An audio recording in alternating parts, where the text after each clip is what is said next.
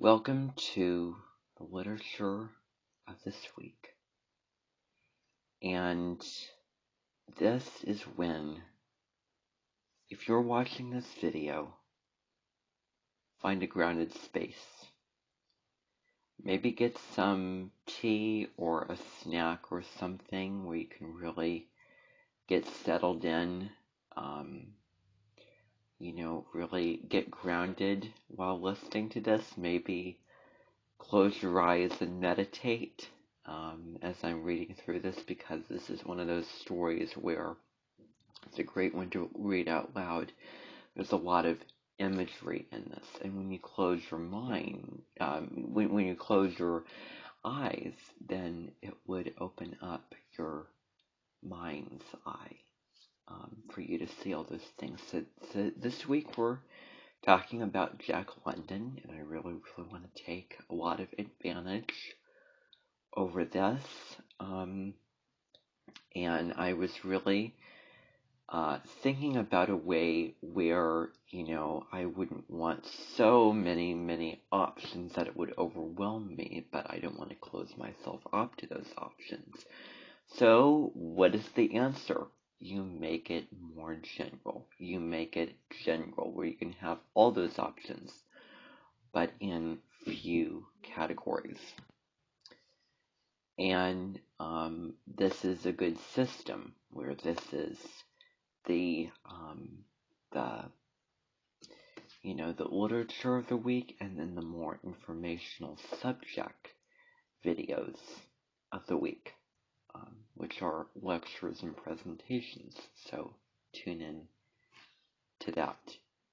And if you haven't seen my Oracle guidance for this week, go and watch that. It also talks about the full moon coming up in Taurus on the 19th of November, and then also it includes the astrology reading, so it'll be one Oracle video in future. Should be, hopefully. So, anyway. Now, To Build a Fire by Jack London.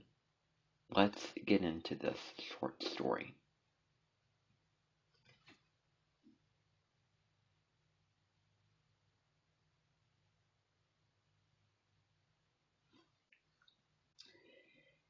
Day had broken, cold and gray, exceedingly cold and gray, where the man turned aside from the main Yukon Trail and climbed the high earth bank, where a dim and little-traveled trail led eastward through the fat spruce timberland. It was a steep bank, and he paused for breath at the top, excusing the act to himself by looking at his watch. It was 9 o'clock. There was no sun, nor a hint of sun, though there was not a cloud in the sky. It was a clear day, and yet there seemed an intangible pale over the face of things, a subtle gloom that made the day dark, and that was due to the absence of sun. The fact did not worry the man. He was used to the lack of sun. It had been days since he had seen the sun, and he knew that a few more days must pass before that cheerful orb, due south, would just peep above the sky line and dip immediately from view. The man flung a look back along the way he had come. The Yukon lay a mile wide and hidden under 3 feet of ice. On top of this ice were as many feet of snow.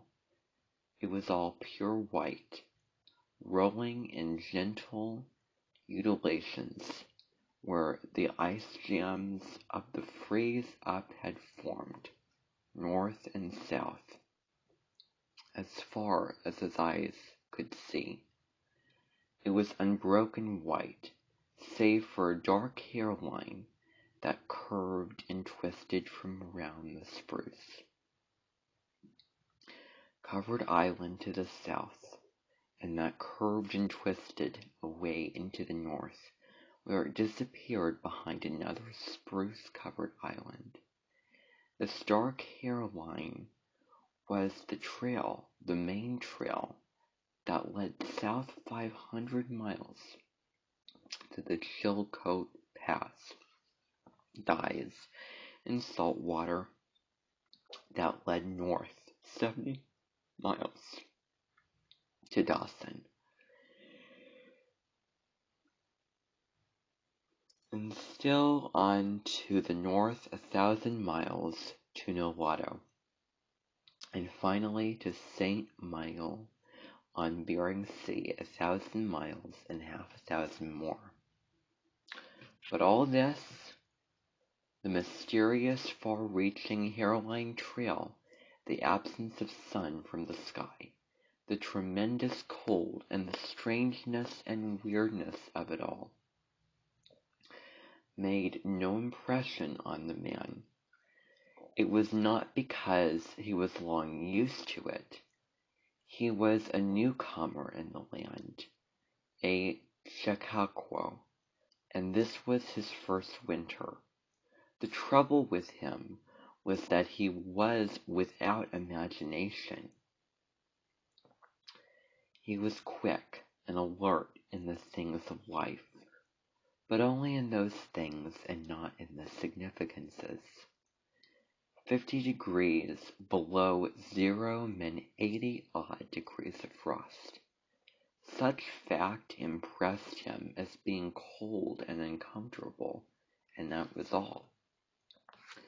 It did not lead him to meditate upon his frailty as a creature of temperature and upon man's frailty in general, able only to live with certain narrow limits of heat and cold, and from there on it did not lead him to the conjectural field of immortality and man's place in the universe. 50 degrees below zero stood for a bite of frost that hurt, and that must be guarded against the use of mittens, ear flaps, warm moccasins, and thick socks. 50 degrees below zero was to him just precisely 50 degrees below zero. That there should be anything more to it than that was a thought that never entered his head. As he turned to go on, he spat speculatively. There was a sharp, explosive crackle that startled him. He spat again and again in the air, but it could fall to the snow. The spittle crackled. He knew that at 50 below, spittle crackled on the snow, but this spittle had crackled in the air. Undoubtedly it was colder than 50 below. How much colder he did not know, but the temperature did not matter. He was bound for the old claim on the left fork of Henderson Creek, where the boys were already. They had come over across the divide from the Indian Creek country, where he had come the roundabout way to take a look at the possibilities of getting out logs in the spring from an island in the Yukon. He would be in camp by 6 o'clock, a bit after dark. It was true, but the boys would be there. A fire would be going and a hot supper would be ready. As for lunch, he pressed his hand against the protruding bundle under his jacket. It was under his shirt, wrapped up in a handkerchief and lying against the naked skin. It was the only way to keep biscuits from freezing. He smiled agreeably to himself as he thought of those biscuits, each cut open and sopped in bacon grease, and each enclosing a generous slice of fried bacon. He plunged in among the big spruce trees. The trail was faint. A foot of snow had fallen since the last sled had passed over, and he was glad he was without a sled, traveling light. In fact, he carried nothing but the lunch wrapped in the handkerchief. He was surprised, however, at the cold. It certainly was cold, he concluded as he rubbed his numb nose and cheekbones with his mittened hand. He was a warm-whiskered man, but the hair on his face did not protect the high cheekbones and the eager nose that thrust itself aggressively into the frosty air. At the man's heels trotted a dog, a big native husky, the proper wolf dog, gray-coated and without any visible or temperamental difference from its brother, the wild wolf. The animal was depressed by the tremendous cold. It knew that it was no time for traveling. Its instinct told it a truer tale than was told to the man by the man's judgment. In reality, it was not merely colder than 50 below zero. It was colder than 60 below, than 70 below. It was 75 below zero. Since the freezing point is 32 above zero, it meant that no 107 degrees of frost obtained. The dog did not know anything about thermometers. Possibly, in its brain there was no sharp consciousness of a condition of very cold such as was in the man's brain. But the brute had its instinct. It experienced a vague but menacing apprehension that subdued it and made it slink along at the man's heels, and that made it question eagerly every unwanted movement of the man, as if expecting him to go into camp or to seek shelter somewhere and build a fire. The dog had learned fire, and it wanted fire, or else to burrow under the snow and cuddle its warmth away from the air. The frozen moisture of its breathing had settled on its fur in a fine powder of frost, and especially were its jaws, muzzle, and eyelashes whitened by its crystallized breath. The man's red beard and mustache were likewise frosted, but more solidly, the deposit taking the form of ice and increasing with every warm, moist breath was exhaled. Also, the man was chewing tobacco, and the muzzle of ice held his lips so rigidly that he was unable to clear his chin when he expelled the juice. The result was that a crystal beard of the color and solidity of amber was increasing its length on his chin. If he fell down, it would shatter itself like glass into brittle fragments. But he did not mind the appendage. It was the penalty all tobacco chewers paid in that country, and he had been out before in 2 cold snaps. They had not been so cold as this, he knew, but by the spirit thermometer at 60 Mile, he knew that he had been registered at 50 below and at 55. He held on through the level stretch of woods for several miles, crossed a wide flat of niggerheads, and dropped down a bank to the frozen bed of a small stream. This was Henderson Creek, and he knew that he was 10 miles from the forks. He looked at his watch. It was 10 o'clock. He was making 4 miles an hour, and he calculated that he would arrive at the forks at 12:30. He decided to celebrate that event by eating his lunch there. The dog dropped in again at his heels with a tail drooping discouragement as the man swung along the creek bed.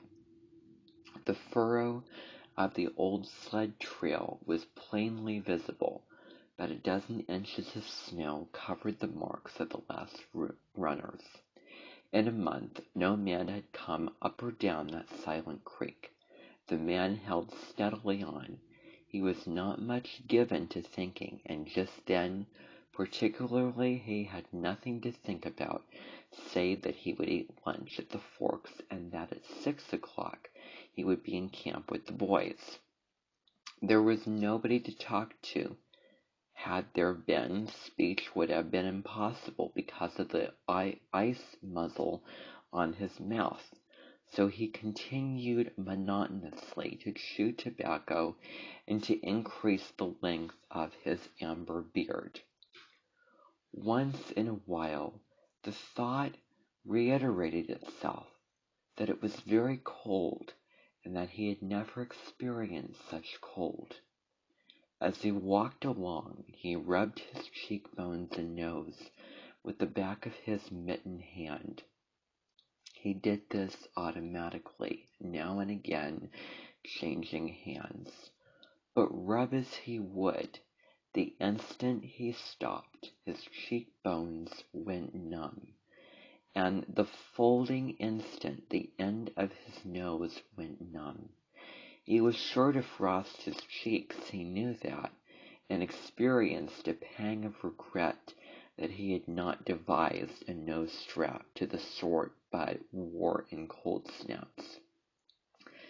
Such a strap passed around the cheeks as well and saved them, but it didn't matter much after all. What were frosted cheeks? A bit painful, that was all. They were never serious. Empty as the man's mind was of thoughts, he was keenly observant, and he noticed the changes in the creek, the curves and bends of timber, jams, and always he sharply noted where he placed his feet. Once coming around a bend, he shied abruptly, like a startled horse, curved away from the place where he had been walking, and retreated several paces back along the trail. The creek, he knew, was frozen clear to the bottom. No creek could contain water in that Arctic winter, but he knew that there were springs that bubbled out from the hillsides and ran along under the snow and on top of the ice of the creek. He knew that the coldest snaps never froze these springs, and he knew likewise their danger. They were traps. They hid pools of water under the snow that might be 3 inches deep or 3 feet. Sometimes a skin of ice half an inch thick covered them, and in turn was covered by the snow. Sometimes there were alternate layers of water and ice skin, so that when one broke through, he kept on breaking through for a while, sometimes wetting himself to the waist. That was why he had shied in such panic. He had felt the give under his feet, and heard the crackle of a snow-hidden ice skin, and to get his feet wet in such a temperature meant trouble and danger. At the very least, it meant delay, for he would be forced to stop and build a fire, and under its protection to bare his feet when he dried his socks and moccasins. He stood and studied the creek bed and its banks, and decided that the flow of water came from the right.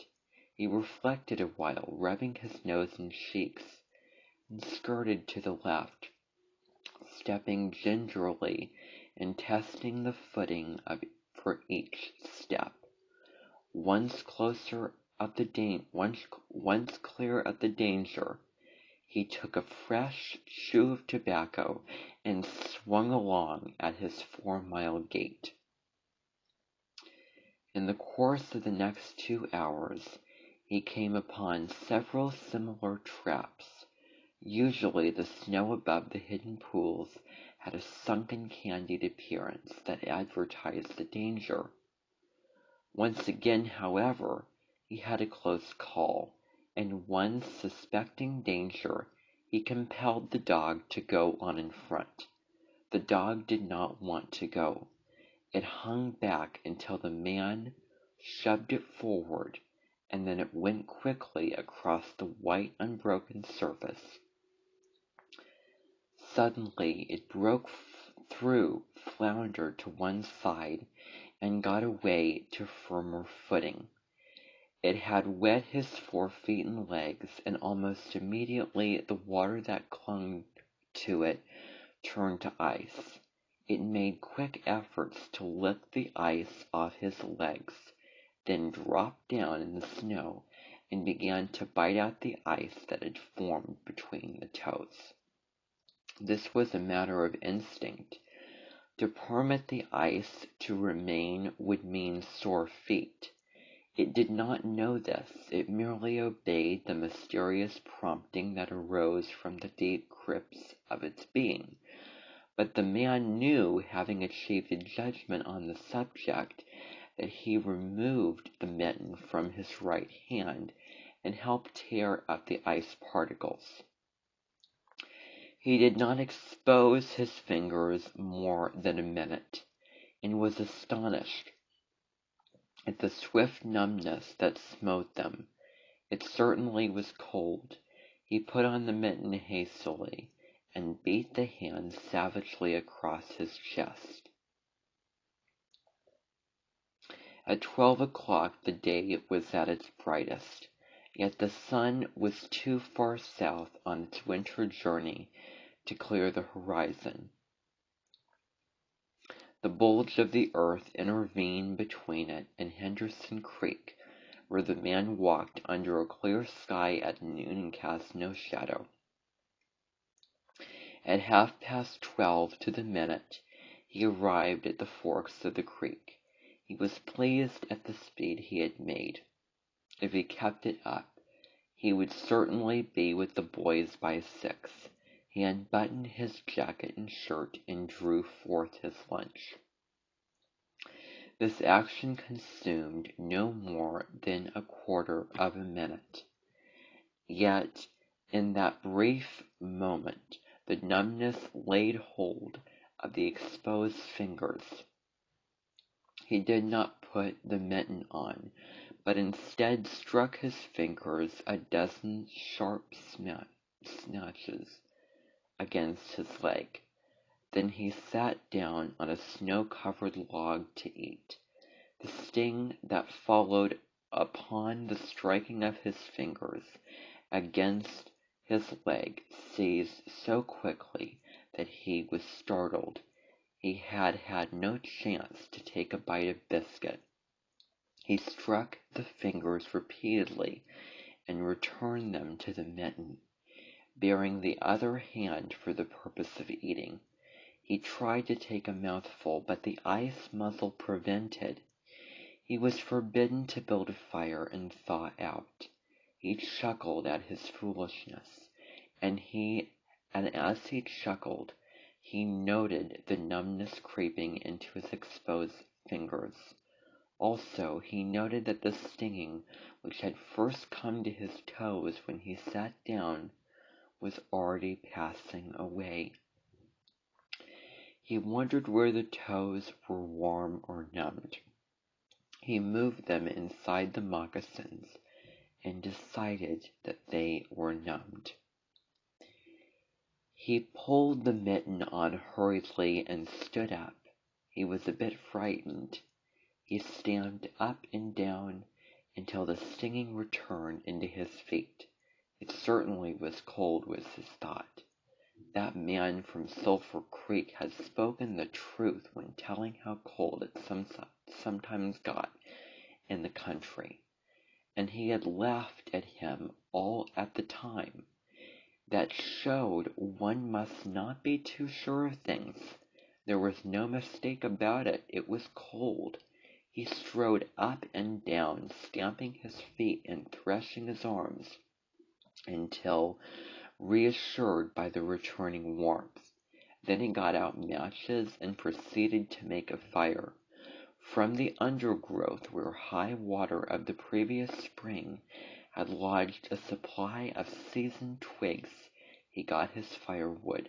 Working carefully from a small beginning, he soon had a roaring fire, over which he thawed the ice from his face, in the protection of which he ate the biscuits.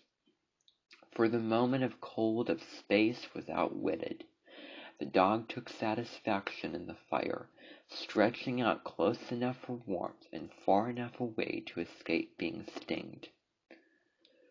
When the man had finished, he filled his pipe and took his comfortable time over his smoke. Then he pulled on his mittens, settled the ear flaps of his cap firmly about his ears, and took the creek trail up the left fork. The dog was disappointed and yearned back toward the fire. The man did not know cold. Possibly all the generations of his ancestry had been ignorant of cold, of real cold, of cold 170 degrees below freezing point. But the dog knew, all its ancestry knew, and it had inherited the knowledge, and it knew that it was not good to walk abroad in such fearful cold. It was the time to lie snug in a hole in the snow and wait for a curtain of cloud to be drawn across the face of outer space whence this cold came. On the other hand, there was keen intimacy between the dog and the man, the one with the tool slave of the other, and the only caresses it had ever received when the caresses of the whiplash, and of harsh and menacing throat sounds that threatened the whiplash. So the dog made no effort to communicate its apprehension to the man. It was not concerned in the welfare of the man. It was for its own sake that it yearned back toward the fire. But the man whistled and spoke to it with the sound of whiplashes, and the dog swung in at the man's heels and followed after. The man took a chew of tobacco and proceeded to start a new amber beard. Also, his moist breath quickly powdered with white his mustache, eyebrows, and lashes. There did not seem to be so many springs on the left fork of the Henderson, and for half an hour the man saw no signs of any.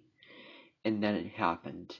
At a place where there were no signs, where the soft, unbroken snow seemed to advertise solidity beneath, the man broke through. It was not deep. He wetted himself halfway to his knees before he floundered out of the firm crust. He was angry and cursed his luck aloud. He had hoped to get into camp with the boys at 6 o'clock, and this would delay him an hour, for he would have to build a fire and dry out his footgear. This was imperative, that at low temperature he knew that much, and he turned aside to the bank, which he climbed. On top, tangled in the underbrush about the trunks of several small spruce trees, was a high-water deposit of dry firewood, sticks and twigs principally, but also large portions of seasoned branches and fine, dry last year's grasses. He threw himself down several large pieces on top of the snow. This served for a foundation, and prevented the young flame from drowning itself in the snow it otherwise would melt. The flame he got by touching a match to a small shred of birch bark that he took from his pocket. This burned even more readily than paper. Placing it on the foundation, he fed the young flame with wisps of dry grass with the tiniest dry twigs. He worked slowly and carefully, keenly aware of the danger. Gradually, as the flame grew stronger, he increased the size of the twigs with which he fed it. He squatted in the snow, pulling the twigs out from their entanglement in the brush, and feeding directly to the flame. He knew there must be no failure. When it was 75 below zero, a man must not fail in his first attempt to build a fire. That is, if his feet are wet. If his feet are dry, and he fails, he can run along the trail for half a mile and restore his circulation. But the circulation of wet and freezing feet cannot be restored by running when it is 75 below. No matter how fast he runs, the wet feet will freeze the harder. All this the man knew. The old-timer at Sulphur Creek had told him about it the previous fall, and now he was appreciating the advice. Already all sensation had gone out of his feet. To build the fire he had been forced to remove his mittens, and the fingers had quickly gone numb. His pace of 4 miles and half an hour had kept his heart pumping blood to the surface of his body and to all the extremities. But the instant he stopped, the action of the pump eased down.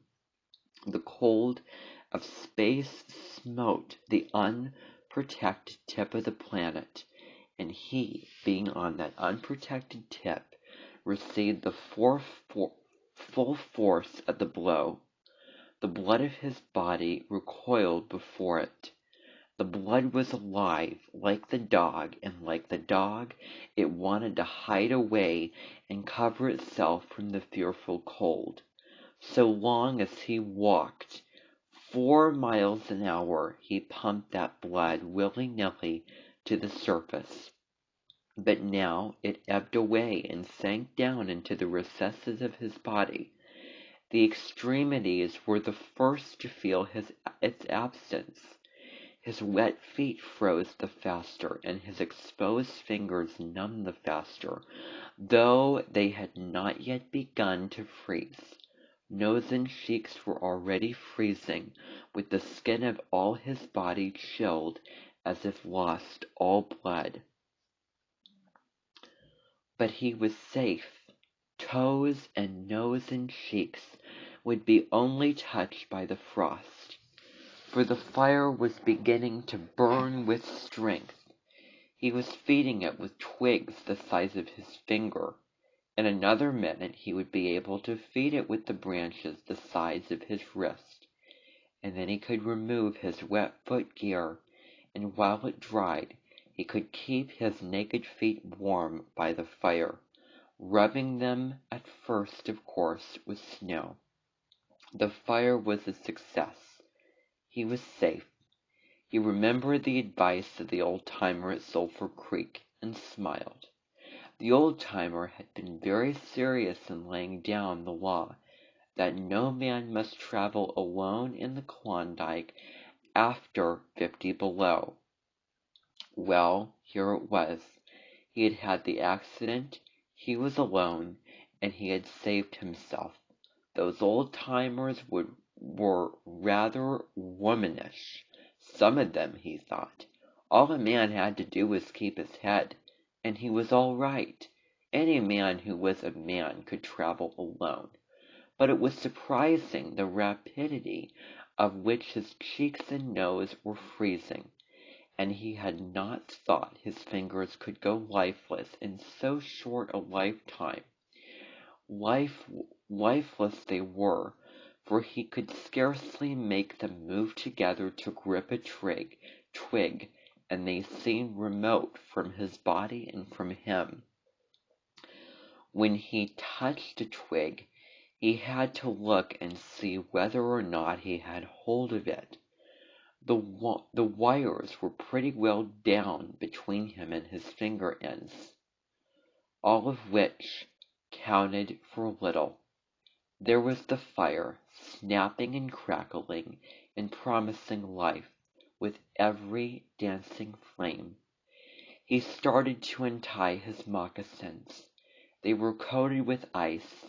The thick German soles were like chests of iron halfway to his knees, and the moccasin strings were like rods of steel, all twisted and knotted, all as by some conflagration. For a moment he tugged with his numb fingers.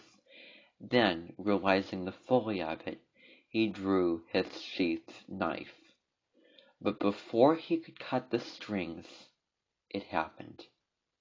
It was his own fault, or rather his mistake. He should not have built the fire under the spruce tree. He should have built it out into the open. But it had been easier to pull the twigs from the brush and drop them directly on the fire. Now the tree under which he had done this carried a weight of snow on its boughs.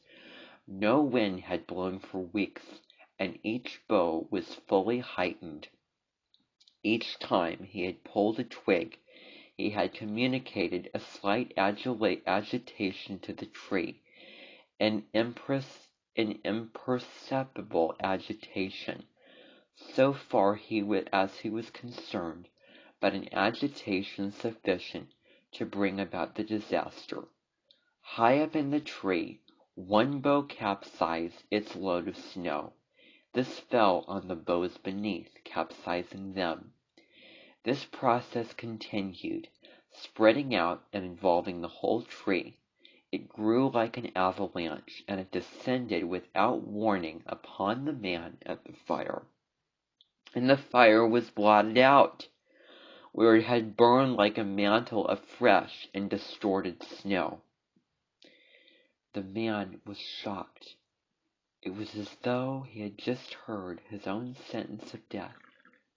For a moment he sat and stared at the spot where the fire had been. Then he grew very calm. Perhaps the old-timer at Sulphur Creek was right. If he had only had a trail mate, he would have been in no danger now. The trail mate could have built the fire. Well, it was up to him to build the fire over again, and the second time there must be no failure. Even if he succeeded, he would most likely lose some toes. His feet must be badly frozen by now, and there would be some time before the second fire was ready.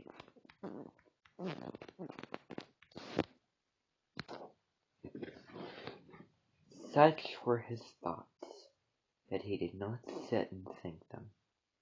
He was busy all the time they were passing through his mind. He made a new foundation for the fire, this time in the open, where no treacherous tree could blot it out. Next, he gathered dry grasses and tiny twigs from the high water flood stem. He could not bring his fingers together to pull them out, but he was able to gather them by the handful. In this way he got many rotten twigs and bits of green moss that were undesirable, but it was the best that he could do. He worked methodically, even collecting an armful of the larger branches to be used later when the fire gathered strength. And all the while the dog sat and watched him, a certain yearning wistfulness in his eyes, for it looked upon him as the fire provider, and the fire was slow in coming. When all was ready, the man reached in his pocket for a second place of birch bark. He knew the bark was there, and though he could not feel it with his fingers, he could hear its crisp rustling as he fumbled for it. Try as he would, he could not clutch hold of it, and all the time in his consciousness was the knowledge that each instant his feet were freezing. This thought tended to put him in a panic, but he fought against it and kept calm. He pulled on the mittens with his teeth, and threshed his arms back and forth, beating his hands with all his might against his sides. He did this sitting down, and he stood up to do it, and all the while the dog sat in the snow, its wolf brush of a tall curled all around warmly over his forehead. Its sharp wolf ears pricked forward intently as it watched the man, and the man, as he beat and threshed with his arms and hands, felt a great surge of envy as he regarded the creature that was warm and secure in its natural covering. After a time he was aware of the first faraway signals of sensation in his beaten fingers. The faint tingling grew stronger till it evolved into a stinging ache that was excruciating, but which the tail hailed with satisfaction. He stripped the mitten from his right hand and fetched forth the birch bark. The exposed fingers were quickly going numb again. Next he brought out his bunch of sulphur matches. But the tremendous cold had already driven the life out of his fingers. In his effort to separate one match from the others, the whole bunch fell in the snow. He tried to pick it out of the snow, but failed. The dead fingers could neither touch nor clutch. He was very careful. He drove the thought of his freezing feet and nose and cheeks out of his mind, devoting his whole soul to the matches, and watched, under the sense of vision in place of that of touch, and when he saw his fingers on each side the bunch, he closed them, that is, he willed to close them, for the wires were drawn, and the fingers did not obey. He pulled the mitten on his right hand and beat it fiercely against his knee. Then, with both mittened hands, he scooped the bunch of matches along with much snow into his lap, yet he was no better off. After some manipulation, he managed to get to the birch, a bunch between the heels of his mittened hands. In this fashion he carried it to his mouth. The ice crackled and snapped when by a violent effort he opened his mouth. He drew the lower jaw in, curled his upper lip out of the way, and scraped the bunch with his upper teeth in order to separate a match. He succeeded in getting one, which he dropped on his lap. He was no better off, and he could not pick it up.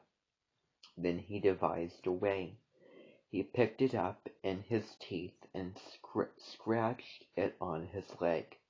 20 times he scratched before he succeeded in lighting it. As it flamed, he held it with his teeth to the birch bark, but the burning brimstone went up his nostrils and into his lungs, causing him to cough spasmodically. The match fell into the snow, and went out. The old-timer on Sulphur Creek was right. He thought in the moment of controlled despair that ensued after 50 below a man should travel with a partner. He beat his hands, but failed in exciting any sensation. Suddenly he bared both hands, removing the mittens with his teeth. He caught the whole bunch between the heels of his hands.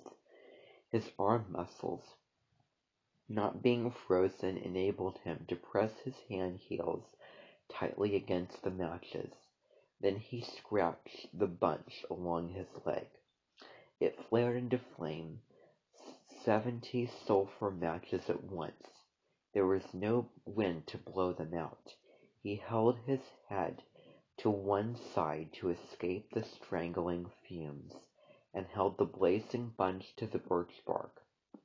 As he so held it, he became aware of sensation in his hand. His feet were burning. He could smell it. Deep down below the surface he could feel it. The sensation developed into pain that grew acute, and still he endured it, holding the flame of the matches clumsily to the bank that would not light readily because his own burning hands were in the way, absorbing most of the flame. At last, when he could endure no more, he jerked his hands apart. The blazing matches fell sizzling into the snow, but the birch bark was alight. He began laying dry grasses and the tiniest twigs on the flame. He could not pick and choose, for he had to lift the fuel between the heels of his hands. Small pieces of rotten wood and green moss clung to the twigs, and he bit them off as well as he could with his teeth. He cherished the flame carefully and awkwardly. It meant life, and it must not perish. The withdrawal of blood from the surface of his body now made him begin to shiver, and he grew more awkwardly. A large piece of green moss fell squarely on the little fire. He tried to poke it out with his fingers, but his shivering frame made him poke too far, and he disrupted the nucleus of the little fire, the burning grasses and tiny twigs separating and scattering. He tried to poke them together again, but in spite of his tenseness of his effort, his shivering got away with him, and the twigs were hopelessly scattered. Each twig gushed a puff of smoke and went out. The fire provider had failed. As he looked apathically about him, his eyes chanced on the dog sitting across the ruins of the fire from him, in the snow, making restless, hunching movements, slightly lifting one forefoot and then the other, shifting its weight back and forth on them with wishful eagerness. The sight of the dog put a wild idea into his head. He remembered the tale of the man caught in a blizzard who killed a steer and crawled into the carcass, and so he was saved. He would kill the dog and bury his hands in the warm body until the numbness went out of them. Then he could build another fire. He spoke to the dog, calling it to him, but in his voice was a strange note of fear that frightened the animal, who had never known the man to speak in such way before. Something was the matter. Of its suspicious nature sensed danger. It knew not what danger, but somewhere, somehow, in its brain arose an apprehension of the man. It flattened its ears down at the sound of the man's voice, and its restless, hunching movements and the liftings and shiftings of its forefeet became more pronounced, but it would not come to the man. He got to his hands and knees and crawled toward the dog. This unusual posture again excited suspicion, and the animal sidled menacingly away. The man sat up in the snow for a moment and struggled for calmness. Then he put on his mittens by means of his teeth and got upon his feet. He glanced down at first in order to assure himself that he was really standing up, for the absence of sensation in his feet left him unrelated to the earth. His erect position in itself started to drive the webs of suspicion from the dog's mind, and when he spoke peremptorily with the sound of whiplashes in his voice, the dog rendered its customary allegiance and came to him. As it came with reaching distance, the man lost his control.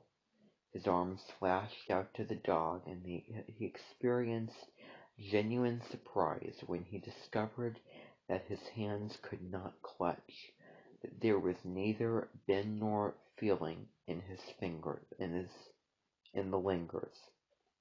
He had forgotten that the moment that they were frozen, and that they were freezing more and more.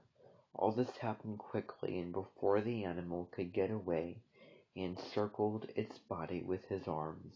He sat down in the snow, and in this fashion held the dog while it snarled and whined and struggled.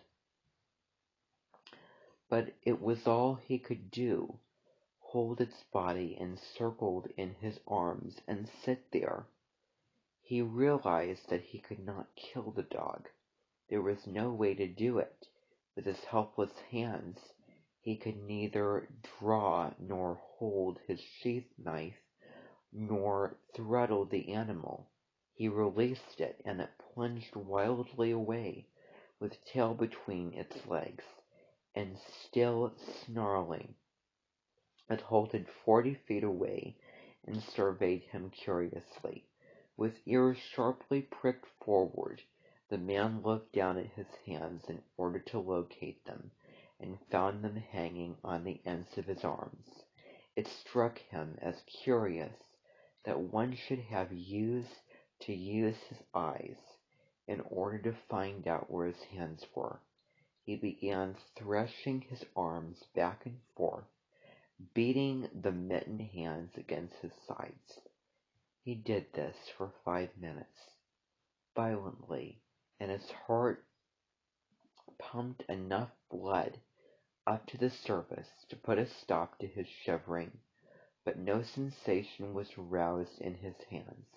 He had an impression that they hung like weights on the ends of his arms, but when he tried to run the impression down, he could not find it. A certain fear of death, dull and oppressive, came to him. This fear quickly became poignant as he released it, as he realized that it was no longer a mere matter of freezing his fingers and toes, or of losing his hands and feet, but that it was a matter of life and death with the chances against him. This threw him into a panic, and he turned and ran up the creek bed along the old den trail. The dog joined in behind and kept up with him. He ran blindly, without intention, in fear such as he had never known in his life. Slowly as he plunged and floundered through the snow, he began to see things again. The banks of the creek, the old timber jams, the leafless aspens, and the sky. The running made him feel better. He did not shiver. Maybe, if he ran on, his feet would thaw out, and anyway, if he ran far enough, he would reach camp and the boys. Without doubt he would lose some fingers and toes, and some of his face, but the boys would take care of him, and save the rest of him when he got there. And at the same time, there was another thought in his mind that said he would never get to the camp and the boys, that it was too many miles away, that the freezing had too great a start on him, and that he would soon be stiff and dead. This thought he kept in the background and refused to consider. Sometimes it pushed itself forward and demanded to be heard, but he thrust it back and strove to think of other things. It struck him as curious that he could run at all on feet so frozen that he could not feel them when they struck the earth and took the weight of his body. He seemed to himself to skim along above the surface and to have no connection with the earth. Somewhere he had once seen a winged Mercury, and he wondered if Mercury felt as he felt when skimming over the earth. His theory of running until he reached camp and the boys had one flaw in it. He lacked the endurance. Several times he stumbled, and finally he tottered, crumbled up, and fell. When he tried to rise, he failed.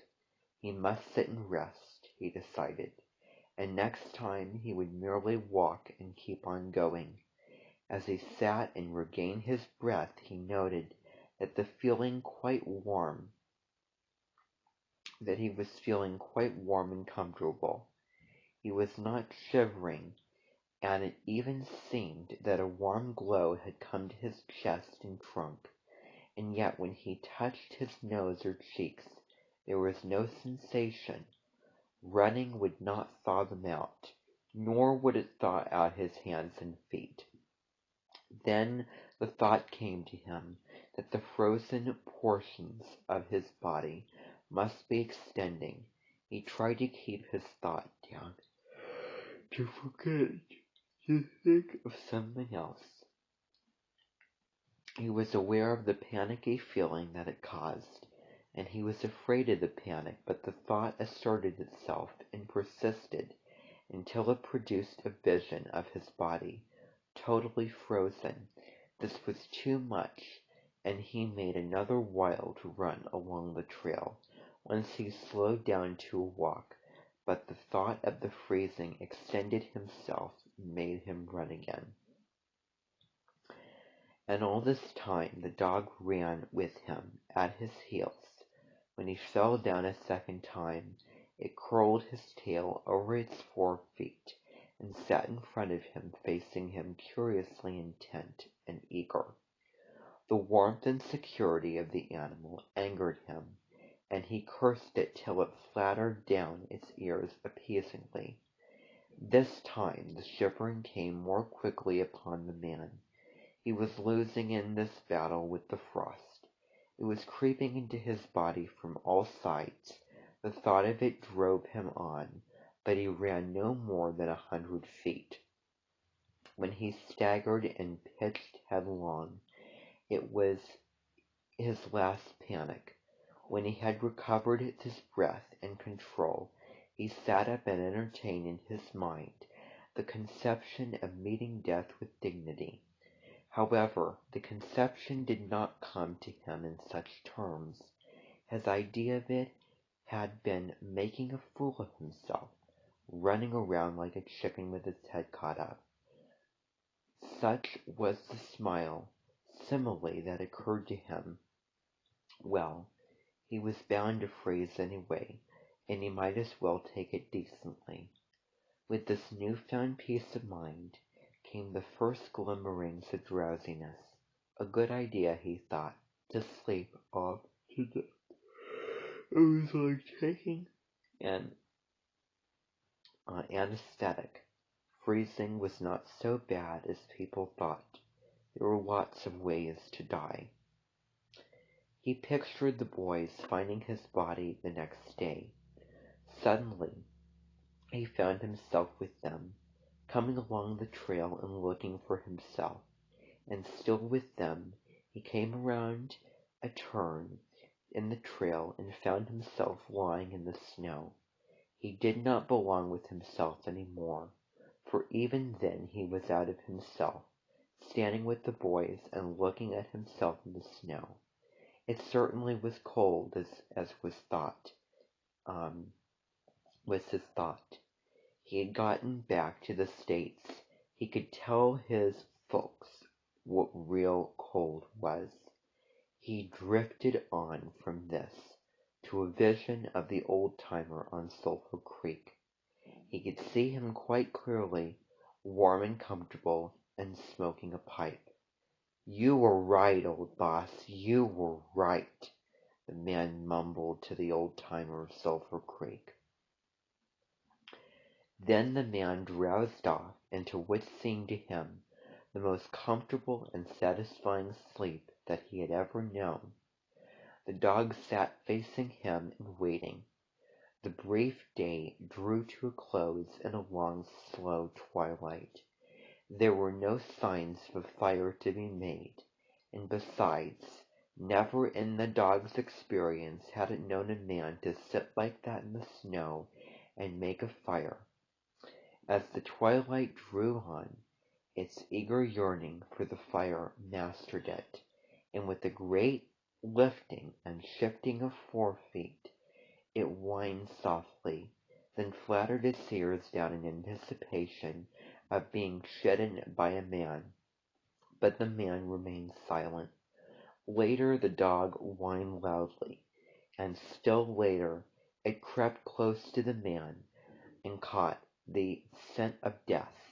This made the animal bristle and back away. A little longer it delayed, howling under stars that leaped and danced and shone brightly in the cold sky. Then it turned and trotted up the trail in the direction of the camp at noon, where were the other food providers and fire providers.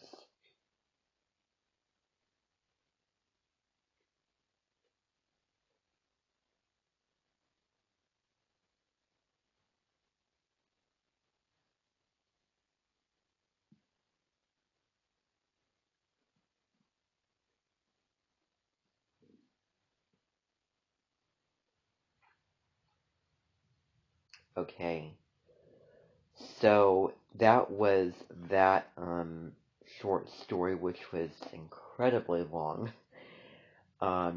So this video will hopefully be time-stamped. Um, Below you'll find a biography of Jack London. I'm obviously not going to read it to you. You can go read that on your own. Now we're going to be doing a poem by Jack London. And this poem is called Daybreak, and I'm just going to read it to you. The blushing dawn of the easy illumes. The birds their merry matin sing. The buds breath forth their sweet perfumes, and butterflies are on the wing. I pause beneath the windows high. The door is locked, the house is quiet. To there a bed, she sure must lie to wake her. Ah, I'll try it. And pebbles, hurtling through the air, strike full upon the window pane, awaking her with slumbers there, with their instant hurricane. Ye gods, in my imagination, the wondrous scene do I behold, a nymph's bewildered concentration, at summons thus so fierce and bold. A moment passes, then I see the gauzy curtains drawn aside, and sweet eyes beaming down on me, and then a window upward glide. Fair as the morn with rosy light, She blushes with a faint surprise, then thinking of that precious night, in dulcet tones she softly cries. It should have been put out by Nan, but I'll be down within a minute. No, never mind, leave your own can, and put 2 quarts, please, in it. Thank you for watching.